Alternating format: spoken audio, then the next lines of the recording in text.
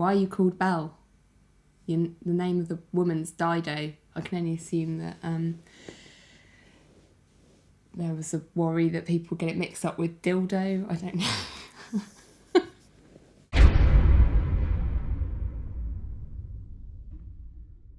Hello and welcome to another Popcorn Club. This week we went to go and see Belle, which, well, what can we say? Belle, the movie. Belle is the story of a mixed-race aristocratic girl. She's the illegitimate child of the nephew of the Lord Chief Justice in the 18th century, and she grows up under the Lord Chief Justice's care. At the same time, parallel to her kind of growing up and finding her odd place in the world, the Lord Chief Justice is presiding over the Zong. This is not Ghostbusters. This is the Zong ship case, which was kind of one of the, I think, supposedly one of the seminal precursor cases that led towards the abolition of slavery. Quite an interesting story, I think, from the subject matter perspective that they wanted to tell. However, Belle. Not good. It's nowhere near as good as it could be or should be, really, when it's such a unique story. You've got pretty much the only mixed-race young female aristocrat in possibly British history who is being taken care of by the man who has the power to, as I say, start to bring to bear the end of, or the full weight of British law against the slave trade. Mixed in with that is kind of a Jane Austen-esque romantic film, period drama, and it's just, for me, it wasn't so much the Jane Austen stuff, like some of that, you know, dealing with the politics and the gender politics of the time, and as well the racial politics. That's all great, except the execution here for me was something a bit like Pride and Prejudice meets The Princess and the Frog, and by that I mean not just that there's a black lead princess, I guess, in aristocrat in this story too, but also that it's just so cartoon-like in its characterisation, in its depiction of the issues at hand. It's just very, very reductive.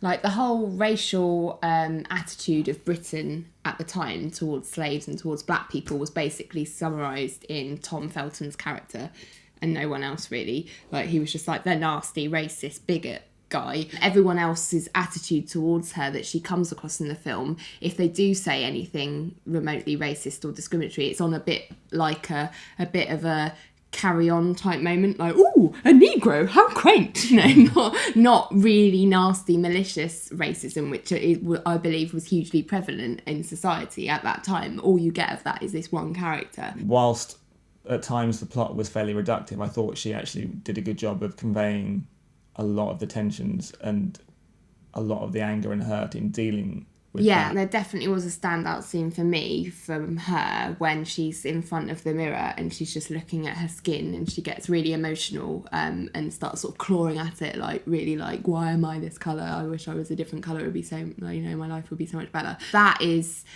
one of the only points in the film where you actually see real emotion, I would say. So let's come on to the gender politics a little bit. I know that in those days, getting married must have been a pretty big deal. It was the only thing that she kept going on about. These girls are, they've grown up together. They obviously talked about more than just men. And they do make several references to Belle being quite sharp, like Dido being quite clever.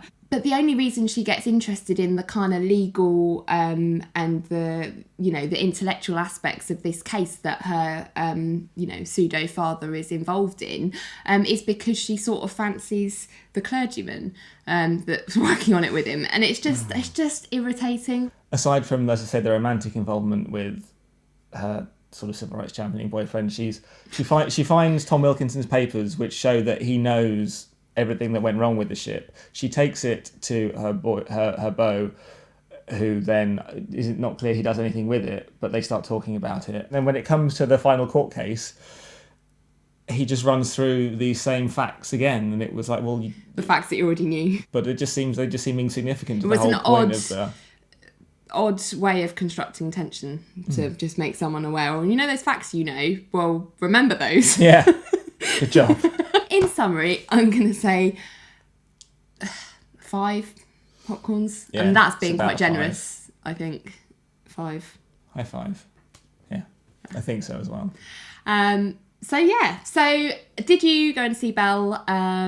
If you did, tell us what you think. Do you completely disagree with us and thought it was amazing and brilliant and a wonderful depiction of... Which some people apparently have thought, though I... Who are these people? Or did you see a different film this weekend? Have you been to see some of the other films that we reviewed or something that we haven't? Let us know about that as well, because that's always fun to hear. Next week, there's not a lot on the cinema over the next couple of weeks because of the World Cup. Go England! But we will be seeing The Fault in Our Stars, which I'm really excited about because I've read the book.